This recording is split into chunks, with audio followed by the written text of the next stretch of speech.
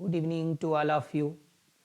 UPTGT, PGT, NVS, KVS English विषय से तैयारी कर रहे अन्य प्रतियोगी साथियों के लिए आज लिटरेरी फॉर्म्स एंड टर्म्स में लेवल क्लास 3 पार्ट 3 जो है वो आप लोगों के लिए लाया गया है। देख लीजिए आप लोग, ये सब आप लोगों को जी पढ़ाया जा चुका है।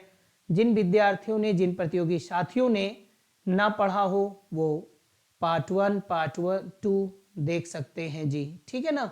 ओके, इसी क्रम में हम लोग आगे बढ़ते हैं और आप लोगों को इसका एमसीक्यूज भी आप लोगों को बहुत जल्द ही दिया जाएगा जी, ठीक है।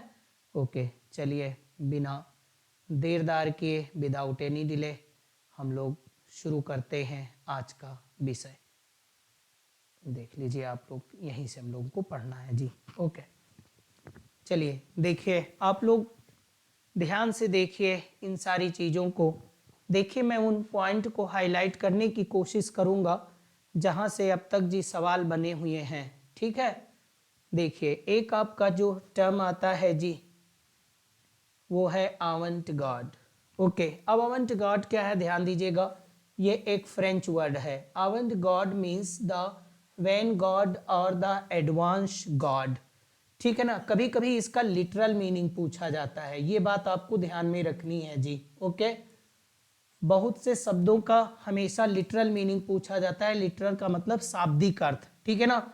इन difference to art the term means any movement और आर्ट और ideas that are ahead of their to me that is regarded innovative work. यानी अवंट गार्ड को हम लोग कह सकते हैं जी इनोवेटिव वर्क, इनोवेटिव वर्क है ना। ओके, अन्वेषणात्मक जो कार्य होते हैं, यानी कि जो नए हों, है ना, जो इनोवेशन किया गया हो, कोई इनोवेटिव वर्क हो, उसको हम लोग टेक्निकली लिटरेचर में अवंट गॉड कहा जाता है। अवंट गॉड टीजीटी पीजीटी सब में पूछा गया है। इसमें यही बात याद आपको रखनी है। एक यहाँ से क्वेश्चन बन सकता है कि जी अवंट गॉड का लिटरल मीनिंग क्या है। ये देखिए, वैन गॉड, एडवांस गॉड, और आर्ट और लिटरेचर के सेंस में इसका अर्थ ही होता है इनोवेटिव वर्क, ठीक है ना जी। ये कई बार आप लोगों से पूछा गया है। आगे ध्यान देते हैं आप लोग, बेहद ही इंपॉर्टेंट है आप लोगों के लिए ब्लैंक वर्स। देखिए जी लिखा हुआ है, ब्लैंक वर्स क्या है। Blank verse is a type of poetry that has regular meter. यानी इसमें आपसे ये चीज जानना चाहिए जी, यानी रेगुलर मीटर, मीटर जो है जी होता है। ये देखिए, आप इसको ऐसे भी समझ लो, मीटर को मैंने एस लिखा और राइम को मैंने नो लिखा। ये बहुत बार पूछा गया है, ये कंफ्यूजिंग पॉइंट है, इसलिए मैंने इसको समझाने की कोशिश किया। यानी कि ब्लैंक वर्स में जी मीटर होता है लेकिन राइम नहीं होती है ना। इसीलिए मैंने आपको बताया कि मीटर यस, राइम नो। समझे रहिए, समझा जाए किसी भी तरीके से। तो blank verse is a type of poetry that has regular meter but no rhyme scheme. लेकिन इसमें राइम नहीं होती है। अब देखिए इसी को और भी आप पढ़िए, समझिए। Blank verse is a name given to poetry that lacks rhyme. ये देखो जी, यही बातें आपको मैं कह रहा हूं कि आप समझिए एक एक चीज। यानी लैक्स राइम, वही मतलब जो मैं कह रहा हूं, यानी कि राइम नहीं होती है, राइम का अभाव होता है, ठीक। But does follow a specific meter, लेकिन एक विशेष मीटर को ये फॉलो करता है। देखिए मीटर जी होता है a meter that is almost always iambic pentameter. जो ऑलमोस्ट क्या होता है, इस शब्द पे ध्यान दीजिएगा जी, अधिकतर। अधिकतर क्या होता है जी, अधिकतर इसमें आइम्बिक पेंटामीटर का यूज किया जाता है। Blank verse was particularly popular in English poetry written between 16-20 century. ये जी पीरियड भी ध्यान दीजिएगा। यहां से सवाल बनेगा, एक सवाल आपका यहां से बनेगा, पूछेगा, वो डेफिनेशन पूछ सकता है, एग्जाम्पल पूछ सकता है। तो जो बातें नोटेबल है उन पे ध्यान दीजिए जी। पहला है ब्लैंक वर्स के बारे में कि ब्लैंक वर्स में जी राइम नहीं होती, मीटर होता है, ठीक है ना। यानी मीटर होता है, राइम नहीं होती है। और मैं बता देना चाहता हूं जो फ्री वर्स होता है उसमें नो राइम नो मीटर, यानी आप अपने दिमाग में रखिए फ्री का मतलब एकदम फ्री, ठीक है ना मीटर ना rhyme, no rhyme no meter. लेकिन ब्लैंक वर्स में जी मीटर होता है और राइम नहीं होती है। तो आप ध्यान दीजिएगा कि ब्लैंक वर्स में जी क्या होता है कि आप लोग देख रहे हैं कि blank verse is a type of poetry that has regular meter but no rhyme scheme, लेकिन इसमें राइम स्कीम नहीं होती, ये एक बात। दूसरी बात आप कह रहे हो कि यहाँ पे जी इस सेंचुरी में इसको ज्यादा प्रयोग किया गया, और ये ज्यादातर किस आइम्बिक पेंटामीटर में लिखा जाता है। अब पेंटा का मतलब आप इस बात को याद रखिए, यहां से फिर पेंटा का मतलब ही जी क्या होता है 5। इन सब पॉइंट पे आप ध्यान देते चलिए। देखिए मैं उसी पैटर्न पे आपको पढ़ा रहा हूं, ये देखिए जी समझा दिया गया। आप यहाँ पे पॉइंट को जरा ध्यान दे के रखिए, यही बात मैं आपको समझाने की कोशिश में लगा हूं कि blank verse lacking rhymes, lacking rhymes को मतलब आप कह लो जी नो राइम, ठीक है जी, यानी राइम रखने वाला नहीं होता है ना। Blank verse has most commonly been employed in long narrative and epic poetry. Blank verse का जी यूज कहां किया गया, लॉन्ग नैरेटिव पोयम में और एपिक पोएट्री में इसका प्रयोग किया गया। यानी ब्लैंक वर्स का यूज ज्यादातर जी कहां हुआ, कहां किया गया थे, लॉन्ग नैरेटिव पोयम में, लॉन्ग नैरेटिव पोयम। और लॉन्ग नैरेटिव पोयम ही क्या होती है जी, एपिक भी जो होता है, एपिक का डेफिनेशन आप पढ़िए, बताया गया है एपिक खुद भी एक लॉन्ग नैरेटिव पोयम होती है, ठीक है ना। तो ये एक सवाल यहीं से पूछा जाता है कि एपिक किसमें लिखे गए हैं, एपिक किसमें लिखे जाते हैं, तो एपिक ब्लैंक वर्स में लिखे जाते हैं, ठीक। और ब्लैंक वर्स होता क्या है, ब्लैंक वर्स में जी मीटर होता है लेकिन राइम नहीं होती है ना। तो ये सब बात आपको लिखा गया, बताया गया। अब ये देखिए जी वर्स ऑफ 5 फीट, 5 फीट इसलिए होता है क्योंकि ऑलमोस्ट जो होता है आइम्बिक पेंटामीटर में जी लिखा जाता है, ठीक है। ओके आगे ध्यान दो। अब आप हमें ये बताइएगा जी, ओके ये सब सवालों के जवाब आप लोग दीजिएगा।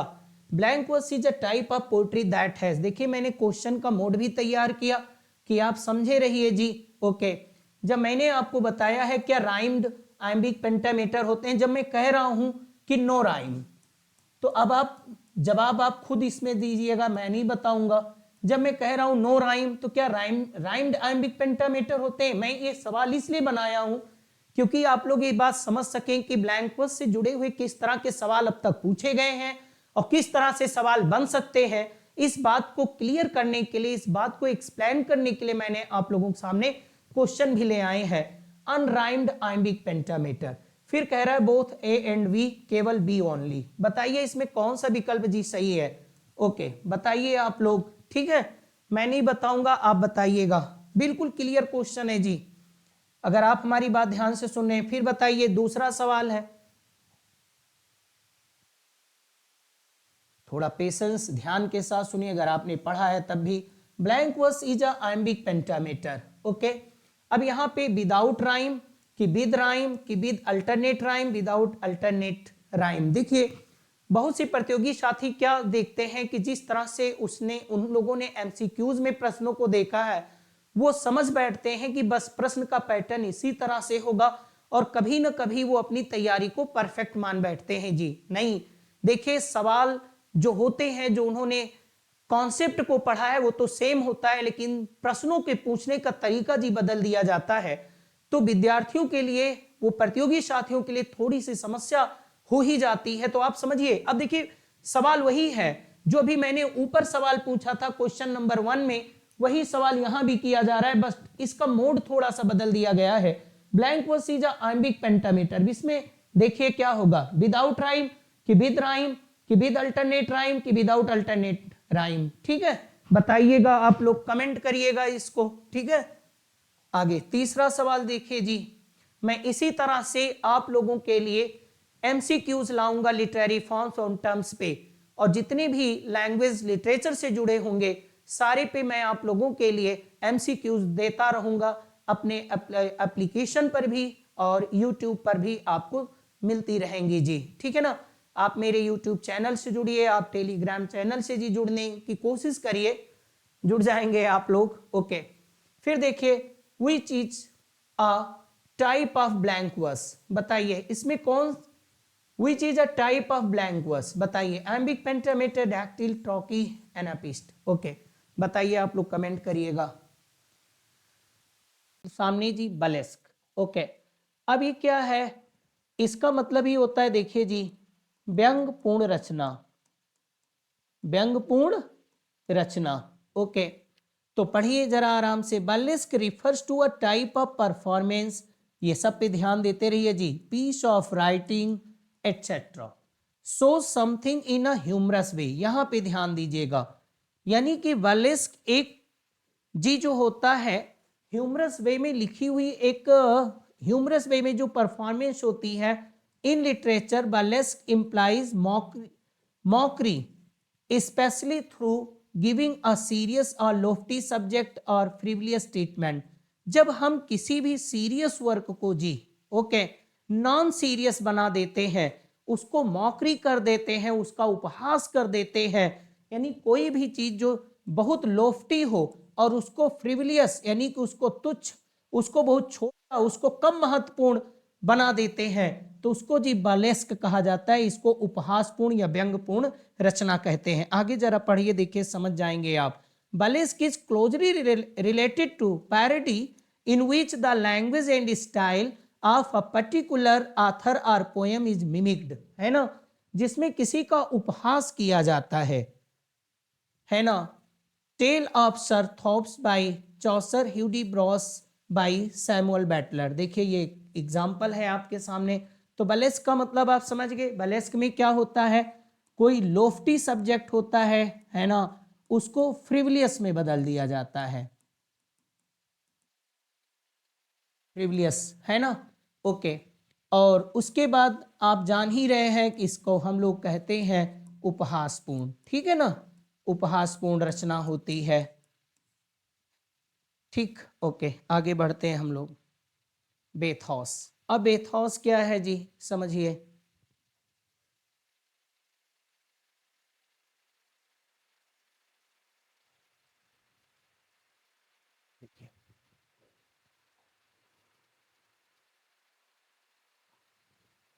देखिए, in common words we can define bathos as a sudden change of a serious subject to non serious subject, ठीक है ना।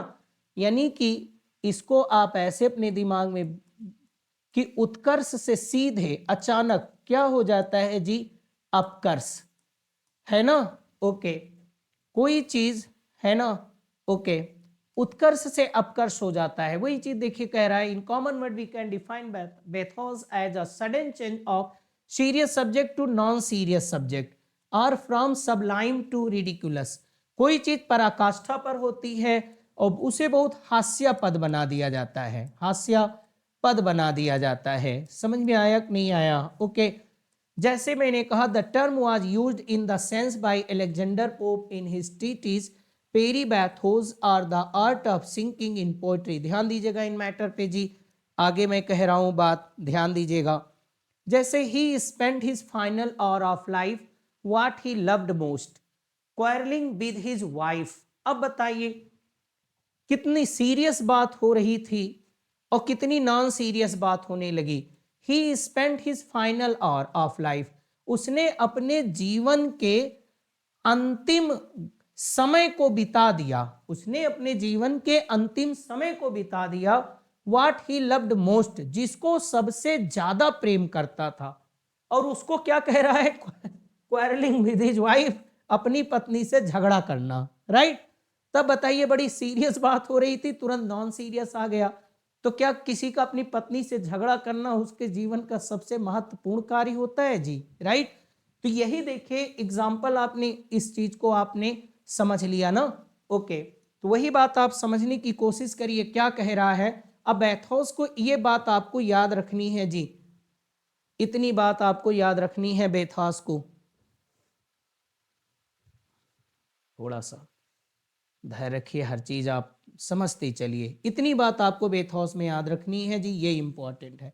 Sudden change of a serious subject to non serious subject, जब किसी महत्वपूर्ण विषय को बिल्कुल नॉन सीरियस सब्जेक्ट बना दिया जाता है, बिल्कुल जो महत्वपूर्ण ना हो, बिल्कुल छिछला हो, है ना, उसको बना दिया जाता है।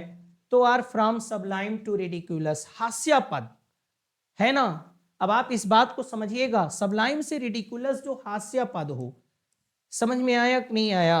ओके, समझे ना? ओके, तो मैंने कहा, मेरी बात को आप समझ गए होंगे।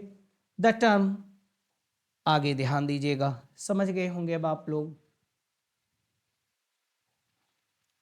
मैं और भी एग्जाम्पल आप लोगों के सामने लाऊंगा, थोड़ा जल्दी से आप इसे पढ़ लीजिए। काकाफोनी, देखिए cacophony is a mixture of loud unpleasant sound.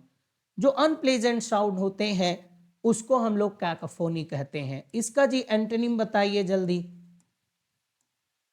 यूफोनी, इसी को कहते हैं प्लेजेंट साउंड। ये बहुत बार पूछा गया है जी, ये सब आप जानते जाइए, भले आप जानते हो लेकिन पढ़ते जाइए, ये सब दिमाग में रखो। तो cacophony is a mixture of loud unpleasant sound, इसमें कुछ ज्यादा है नहीं, आप समझे रहो। कैरल, कैरल भी क्या है? A Christian religious song that people sing at Christmas. We can define a carol as a song celebrating the birth of Christ. जो ईसा मसीह के जन्म को सेलिब्रेट करने के लिए जो गीत गाया जाता है जी, वो कैरल होता है। ये बहुत बार पूछा गया है, आप याद रखिए। कुल मिला के आप ये बात जानिए, इसको हम लोग कहते हैं क्रिसमस गीत, ठीक है ना। ईसा मसीह के जन्म को सेलिब्रेट करने के लिए उनके गाया जाता है। तो अब आप ये सब बात याद रखिए जी, है ना। यही से सवाल बनेगा। We can define it a carol as a song celebrating the birth of Christ. Christmas गीत होता है जी, है ना। और क्रिसमस गीत कब गाया जाता है इसको भी आप याद रखिएगा जी, है ना। ओके, 25 दिसंबर को जी, है ना, याद रखिएगा सब। आगे ध्यान दीजिएगा, कैथारसिस। अब कैथारसिस क्या है जी? Word catharsis is a technical word that refers to the cleansing और परगेशन। परगेशन आप समझते होंगे जी, शुद्धिकरण। क्या है जी? शुद्धिकरण ऑफ इमोशन, भावनाओं का, ऑफ पिटी, दया का, and fear aroused by the action of tragic hero. जब ट्रेजिक हीरो का पतन होता है, ट्रेजिक हीरो कष्ट पाता है, उसकी मृत्यु हो जाती है, तो जो ट्रेजिक हीरो के दुख से, ट्रेजिक हीरो के पतन से जो दर्शकों की भावनाएं जी शुद्ध होती हैं, उसको टेक्निकल तरीके से उस शुद्धिकरण को कैथारसिस कहा जाता है। तो आप इस बात को जान लो, ये बातें आपको याद रखनी है। क्लींजिंग, सफाई यानी शुद्धिकरण, या इसी को टेक्निकल तरीके से आप कहते हो जी परगेशन। और किसका परगेशन हो रहा है? शरीर का नहीं जी, आप इमोशन।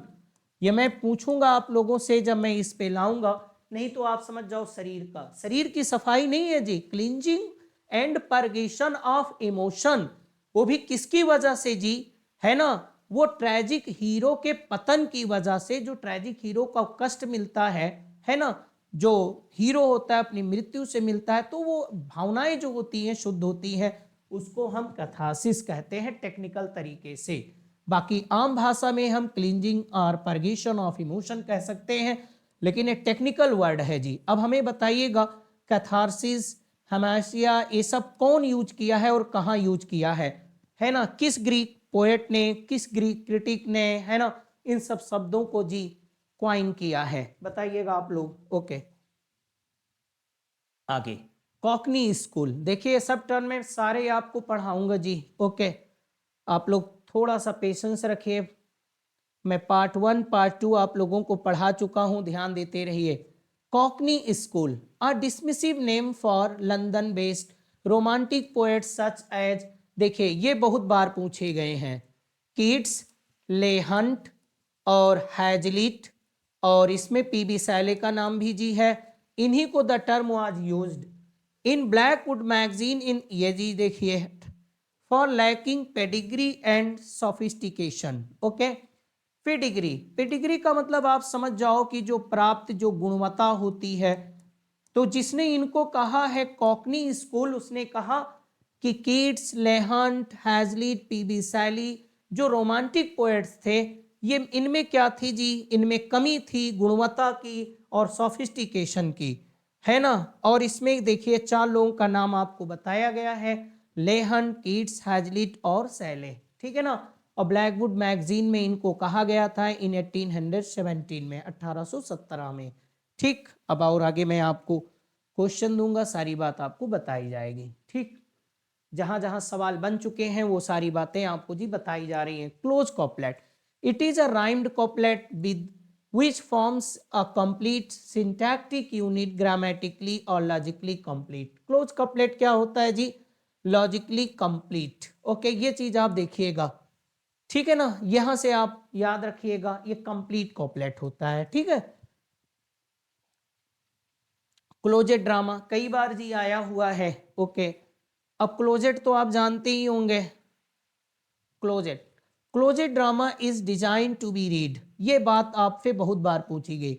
यानी क्लोजेट ड्रामा जो होता है किस लिए होता है? क्लोजेट ड्रामा, ऐसे भी आप कह लो, क्लोजेट ड्रामा इज डिजाइंड, ये लिखा ही हुआ है, आपने पढ़ा ही, designed to be read, to be read यानी पढ़े जाने के लिए, नॉट टू बी स्टेज यानी परफॉर्मेंस ना किए जाने के लिए, यानी इनका मंचन नहीं किया जाना है जी, not to be performed, okay.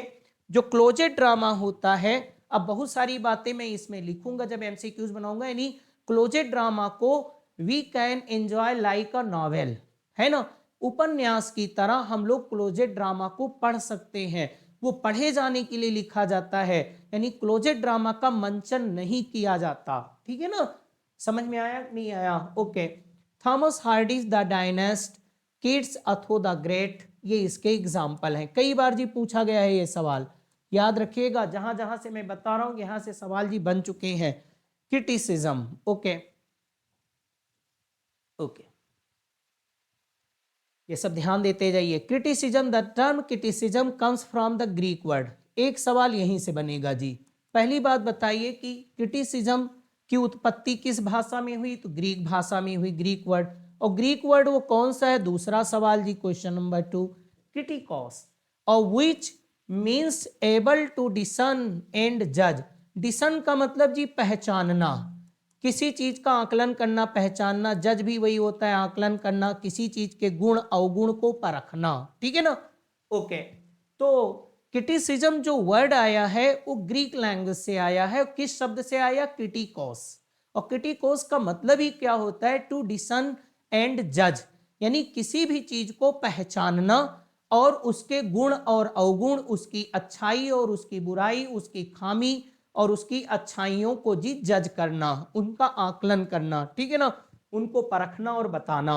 Literary criticism is a exercise of evaluation और judgment of a literary work to examine its excellence and defects, कि आप उसकी गुणवत्ता को और आप उसके डिफेक्ट को जी पहचानिए। A critic plays role of an interpreter for readers, जो क्रिटिक होता है ना, वो मध्यस्थ का काम करता है, किसके बीच में मध्यस्थ होता है जी? इंटरप्रेटर, यानी इंटरप्रेट आप जानते होंगे, अर्थ बताना, अर्थ बतलाने वाला होता है ना, कि लेखक क्या कह रहा है, क्या कहना चाहता है, और पाठक जो पढ़ रहा है उसके बीच में क्रिटिक होता है। जब हम उसके कमेंट को पढ़ते हैं, क्रिटिक के कमेंट को पढ़ते हैं, तो हमें पता चल जाता है कि उस लिटरेरी वर्क में क्या डिफेक्ट है, उसका क्या एक्सेलेंस है, उसकी गुणवत्ता क्या है, उसकी अच्छाई क्या है, उसके डिफेक्टिव पॉइंट क्या है। ये कौन बताता है जी? ये क्रिटिक बताता है, ये सब आपको बताया गया है, ठीक है। ओके, पढ़ते रहिए, ध्यान दीजिएगा। John Dryden is considered as father of English criticism, ये बात आप याद रखिएगा जी, कई बार पूछा गया है।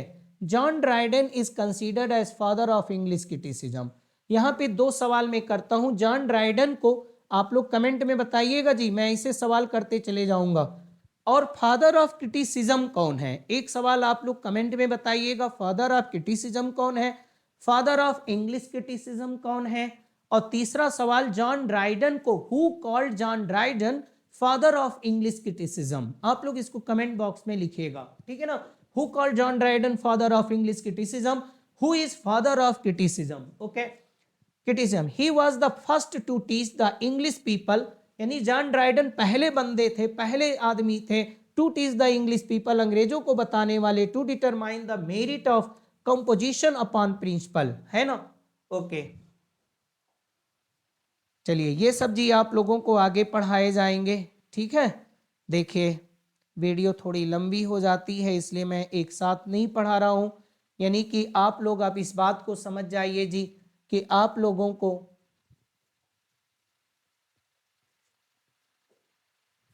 देखिए आप लोगों को पार्ट 1 और पार्ट 2 ये जी पढ़ाया जा चुका है, ये पार्ट 3 भी मैंने आपको पढ़ा दिया, ठीक है ना। अब इसका पार्ट 4 भी मैं लाऊंगा, ठीक है ना। आप लोगों के लिए हर एक चीज़ आप लोगों को पढ़ाई जाएंगी। देखिए हम लोगों के पास जी ये देखिए इन्वर्जन है ना, लेक पोएट्स हैं, ये सब मैं आप लोगों को पढ़ाऊंगा और इस पे एमसीक्यूज भी कराऊंगा। मैलप्रॉपिज्म है जी, ओके, मीटर क्या होता है, मॉडर्निज्म क्या है और मूड क्या है, ये सब देखिए जी मूड मैं पढ़ाऊंगा आपको, ठीक है ना।